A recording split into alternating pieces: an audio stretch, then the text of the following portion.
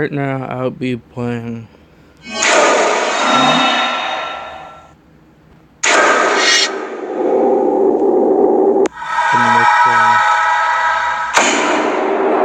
him, he's actually pretty cool. But you lose a kill. Not good.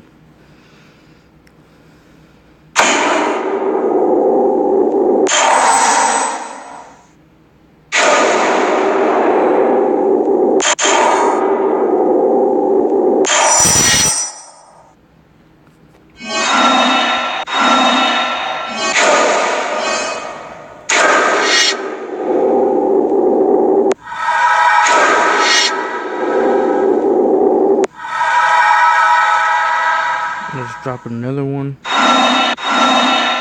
And down the street. Most of it's good because of this. I'm used to that one field. Here's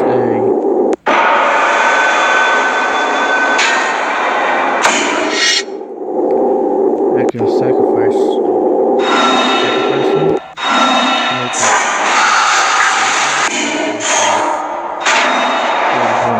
Plus one.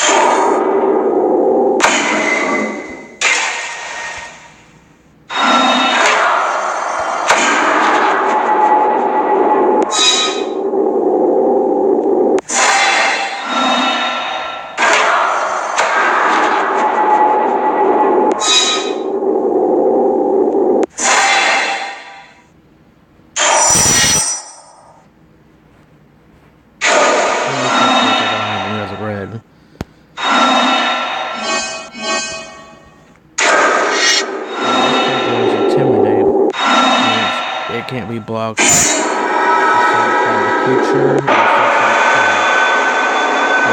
an artifact. So it can be blocked by black or artifact.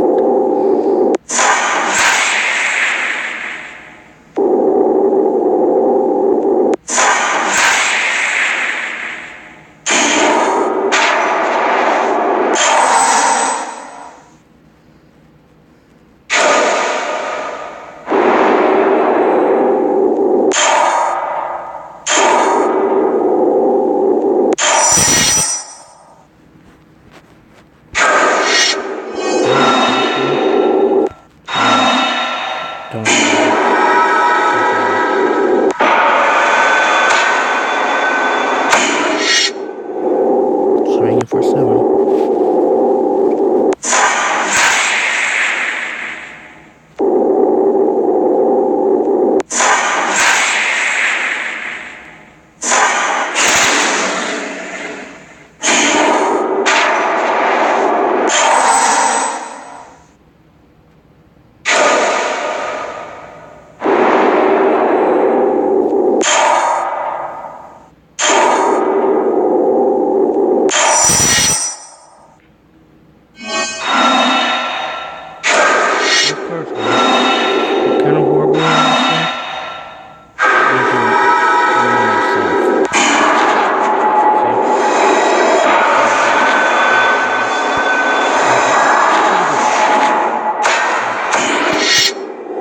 swinging with him.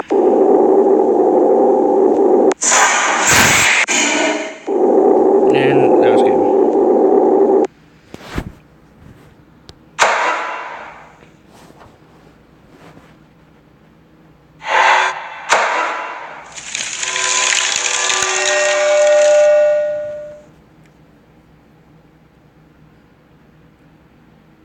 This demon is actually pretty cool because you can mostly like to draw an extra card or make them sacrifice a creature or mostly pay 3 life. Mostly a lot of people want you to draw 3 cards because they don't want you to mess with their creature or their life. So with him, mostly you want to build around drawing with him because mostly a lot of people don't want you to mess with their life or creatures or anything.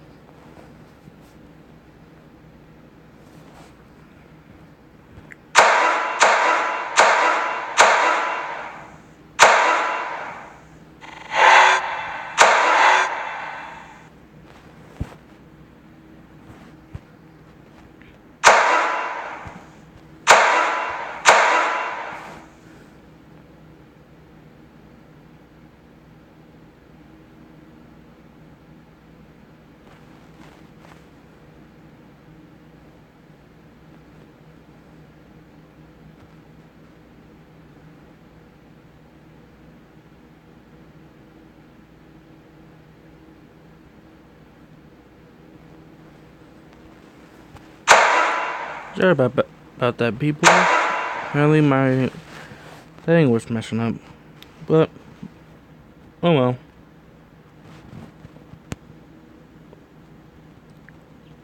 Sooner or later I'll fix that. But I hope you guys enjoy this battle.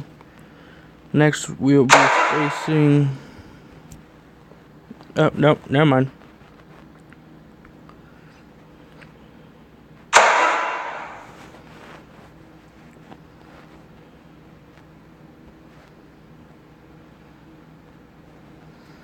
Yeah, if you mostly want to work with the artifact, he's pretty good. Or if you just want to go for destruction, mostly go for this. Well, if you want to overpower your deck. Now with these ones, you have to have the 3 colors that have to work with this, which is going to be mostly harder, but you get it right, then you'd be pretty good. That's why they have these lands for you. You're getting 3 foil ones. This creature's actually pretty good because it's also an enchantment creature, but you can see your opponent's hand. You get to choose any non-land card in that graveyard and be in that hand. Mostly, if somebody has like a 10/10 in their hand, if you don't like that, exile it. But best thing is, until this leaves, that goes back to him or her. If you want to go flying, mostly with flying you go with blue-white, but this is actually pretty good with it because all creatures spells with flying, like with him, cost you 1 less. So since I got 3 of these, mostly I'm paying like 2 mana per one. She's pretty good with tokens because, like her description said, her power of toughness equals to number of creatures you control. Mostly, I played her before. Mostly, she gets right around 12 or 13 worth of power and toughness. Like I was talking about, if you want to run artifacts, here you go. Because artifact spells, whenever you cast it, you can pay 1, get a 1/1 Myr, which is also an artifact. Which is really good for a 2/1, 2-drop for a 2/1. This one's actually pretty good, kind of good, because it's a 4-drop for the 3/2. You get to draw a card when it enters the battlefield. But let's say this was in your graveyard. If you play a creature spell, you pay 2 green, return it back to your hand from the graveyard, which is really good with this deck. Well, with that. This one, if you want to mess with your permanents and your opponent's permanents, is you shuffle those back in. Each player puts all artifact, creatures, and lands cards reveal on this way onto the battlefield. Then does the same thing for enchantments, and all cards reveal this way. And if they were onto the battlefield, they go to the bottom of the library. Mostly lands and all that.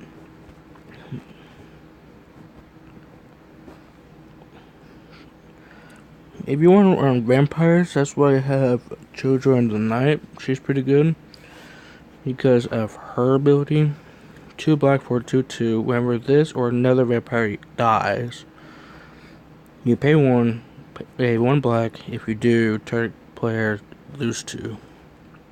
Which she's pretty good, and there's 2 of them.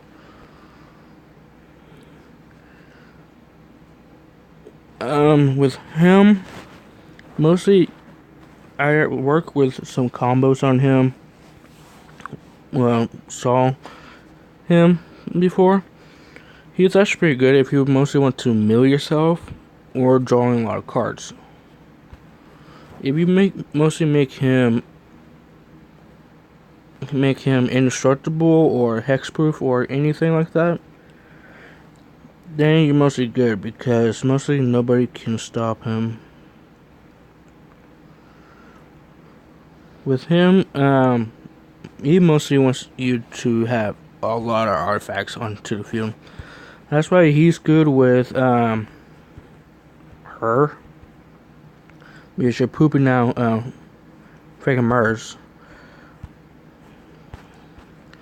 which you're gonna buff all his power toughness, but all other artifacts that you control gets +1/+1. So these 1/1 Myrs will come for a 2/2. Captain Watch, I played with her. She's actually pretty good because you mostly want to build a soldier deck around her because she wants to help you with your soldier. Because you have 3 soldiers that you have, which are 1/1s, but with her abilities, other soldiers that you control gets +1/+1 in Vigilant. So you're doing 9 damage total, and that's why there's 2 in the deck. Darksteel Colossus, mostly if you got something to pull him out faster, he's pretty good because he's triple indestructible. All Darksteels, they're indestructible just the way they are, and they're just mostly overpowered. If you can exile them, then there you go, because that's the only way that you can mess with him. You get any card that says okay, destroy or bring his thing down to 0, he can't be destroyed. And either way, if he's in the graveyard, reveal Darksteel Colossus and shuffle him into your library instead. He's pretty good for a mono green, just the way it is, because he's a 8-drop big dude for a 5/5 with haze. But when he enters the battlefield, creatures like Agate Creatures I control gains trample and plus X, where X is the number of creatures I control. Mostly, if you wanted to have a lot of tokens, more creatures than your opponent, then Captain Watch and these two will mostly work together because you're pooping out a lot of creatures, and with him you gotta have a lot of creatures, and you're getting plus X for a number of creatures you control, which he is pretty good. Hellkite, he's pretty cool. Mostly like him into a dragon deck because the way that he works. Whenever any dragon that you have, Hellkite, anything you are attacking with, you're automatically getting a 6/6 dragon token. So you're mostly getting a lot of creatures out, big creatures too. She's pretty good because she's stupid.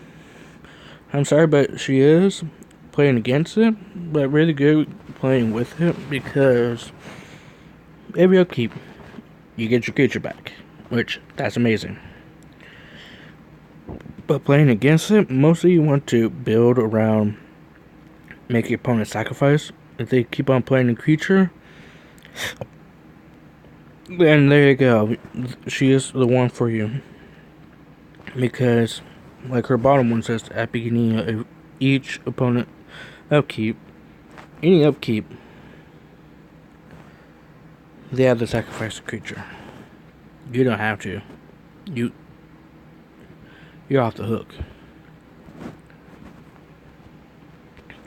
Him, if you want to build a elemental deck, he's pretty good, but mostly with blue, because at the bottom one it says equal to devotion to blue. Gotta run a lot of blue.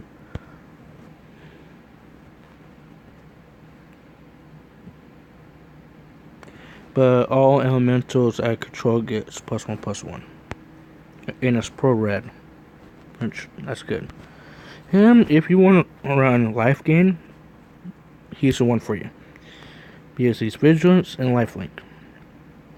At the beginning of your upkeep, if you have 40 or more life, you win. Mostly, if you want to double win, then run him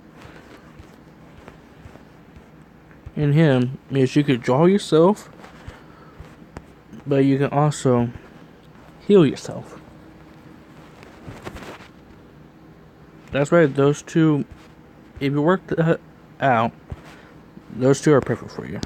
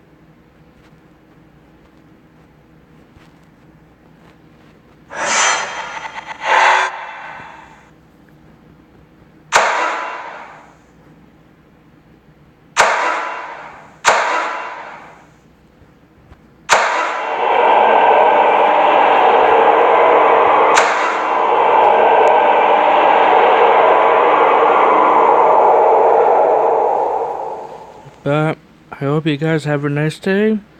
We'll be facing living and the death, and let's see how this will work. I hope you guys have a nice day. Peace.